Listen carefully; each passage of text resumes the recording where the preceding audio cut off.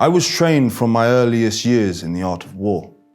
My daily exercise was shooting and throwing javelins, and my mother adorned me with emblems after the manner of our greatest warriors.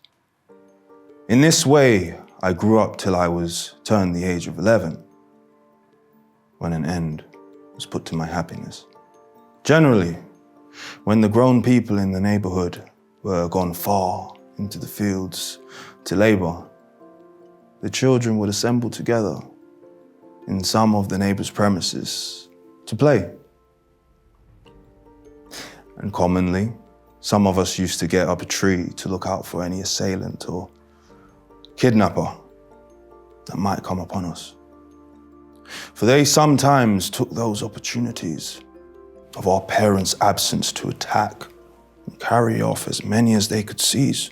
One day, as I was watching at the top of a tree in our yard, I saw one of those people come into the yard of our next neighbor, but one to kidnap, there being many stout young people in it. Immediately, on this I gave the alarm of the rogue, and he was surrounded by the stoutest of them and entangled with cords so that he could not escape until some of the grown people came and secured him.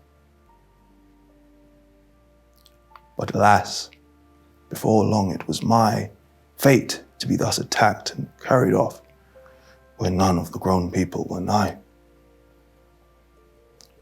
One day, when all of the people were gone out to their works as usual, only I and my dear sister were left to mind the house.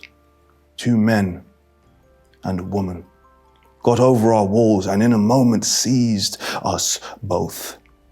And without giving us time to cry out or make resistance, they stopped our mouths and ran off with us into the nearest wood.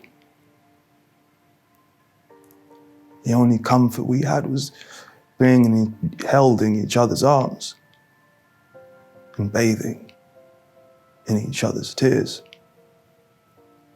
But alas, we were soon deprived of even the smallest of comforts of weeping together. The next day proved a greater sorrow than I had yet experienced, for my sister and I were then separated, while we lay clasped in each other's arms. It was in vain that we besought them not to part us. She was torn from me and immediately carried away. I cried and grieved continually. For several days I did not eat. At the end of 6 or 7 months after I had been kidnapped, I arrived at the sea coast. The first object which saluted my eyes was the sea and a slave ship, which was then riding at anchor and waiting for its cargo.